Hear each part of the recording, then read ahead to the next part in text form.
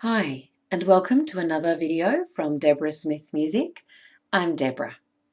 This video series is going to be focusing on tonic or movable do or relative solfa.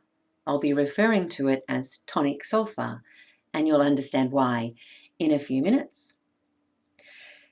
Solfa, which can also be called solfège or solfeggio, is a system that uses syllables to represent the notes in a scale.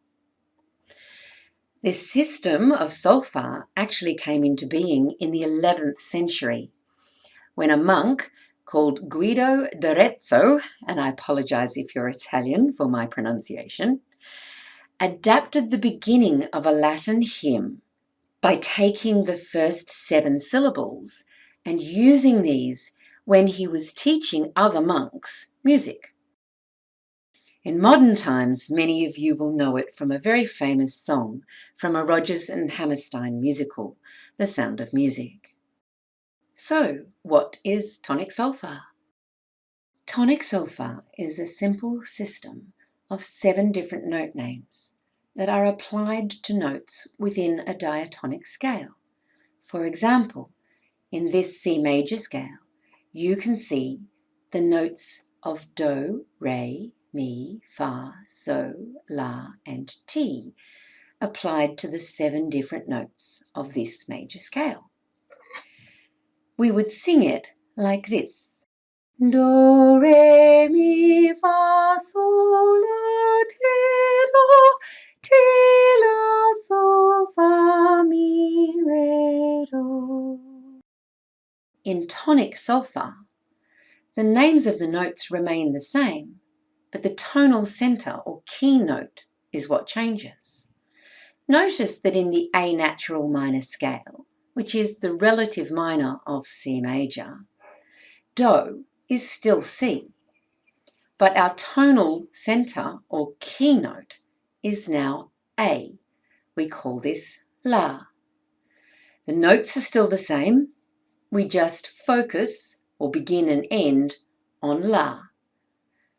La, ti, do, re, mi, fa, sol, la, sol, fa, mi, re, do, ti, la.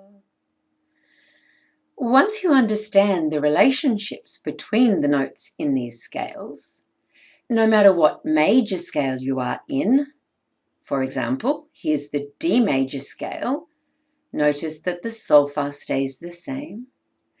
And no matter what minor scale you're in, this one is the B natural minor, the solfa names of these notes remain the same. By keeping the solfa the same for all major scales and the same for all natural minor scales, as musicians, it enables us to learn better relationships between the notes of these scales.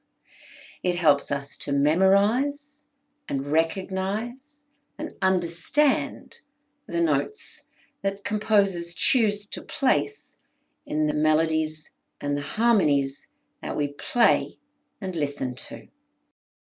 For more information about tonic solfa and how we use it, why we use it, and why we should use it, keep watching for more videos in this What is Tonic Solfa series from Deborah Smith Music. Thanks for watching.